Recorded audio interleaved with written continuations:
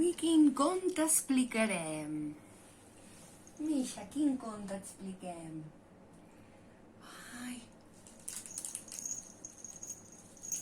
que sento un soroll. Si és el meu amic, el cargol carmanyol. Ai, goita, el cargolet. Hola, cargol carmanyol. Que no pots parlar amb el xumet, a veure. Hola, cargol. Hola. Vull que m'expliquis un conte. Oh, i tant. El cargol carmanyol vol que li expliqui un conte. Mira, també s'ha unit la Neca. Neca, què vols que expliqui un conte?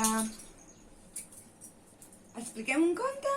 Anem a buscar la maleta màgica. A veure, et deixaré aquí, cargolet, perquè puguis escoltar el conte. Si és que et deixen les gatunes, les gatetes.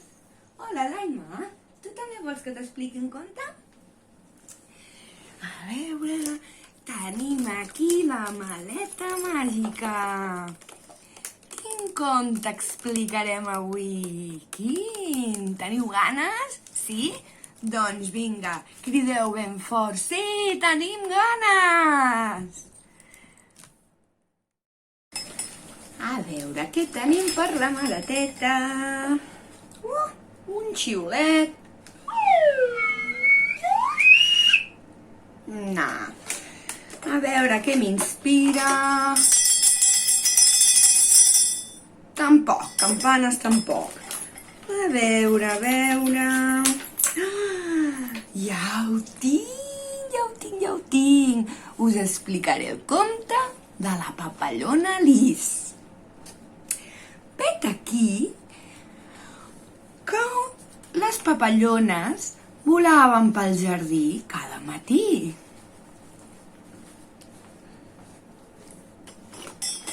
Aquí en tenim una altra. Les papallonetes volaven molt felices.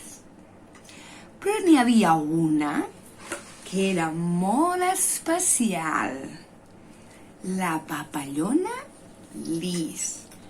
La més feliç. Era tan i tan bonica. Cada matí volava pel jardí. Ensumava totes les oloretes. I cada dia les floretes li deien el mateix. Papallona, papalloneta Lis, com és que sempre ets tan feliç? I la papalloneta sempre responia el mateix. Jo sempre sóc feliç.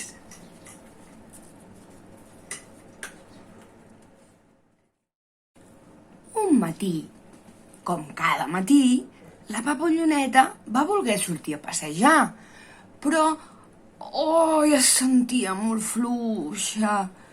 Li feien mal els músculs, les cames, els bracets, el cap, fins i tot tenia febre. Pobrissona. Tot i així, la papallona, que era molt coratjosa, va sortir a passejar. Però notava que les ales li pesaven. I com li costava volar. Les floretes, com cada dia, li preguntaven: Papalloneta, papalloneta, com és que sempre ets tan feliç? I la papallona responia, com sempre: Jo sempre sóc feliç! La papallona cada vegada es trobava més malament. I fins i tot algunes flors, alguns arbres, algunes plantes, alguns animalons també es van posar malalts. Així que, quan es va assabentar el savi del bosc, va dir: ens hem de confinar per si de cas que el virus no s'estengui. I així ho van fer. Tothom es va anar als seus caus, als seus nius. Les úniques que van quedar a la mercè del destí van ser les floretes que no tenien on amagar-se. Van passar 40 dies. I llavors la vida va tornar. A poc van començar a sortir els animalons i la papalloneta, que ja es trobava bé, va tornar a sortir, a volar pel jardí. Les floretes, sorpreses perquè l'havien vist molt malaltona, li van preguntar: «Papalloneta, papalloneta, com és que encara se't veu tan feliç?» I la papallona va respondre: «Jo sempre sóc feliç, passi el que passi». Moltes papallones, petitones, s'espantaven perquè veien a la gent amb mascaretes i guants i els hi feia por. Però no havien de tenir por, perquè aviat això passaria. La papallona s'havia recuperat i a poc tots els animalons. La vida va començar a sorgir pel bosc, els jardins estaven plens i la papallona, tot i haver estat malalta, es mantenia feliç, perquè passi el que passi, sempre la felicitat resideix dintre de nosaltres. Espero que ho tingueu en compte i sempre que us poseu una mica tristons, recordeu la papallona Lis, la més feliç.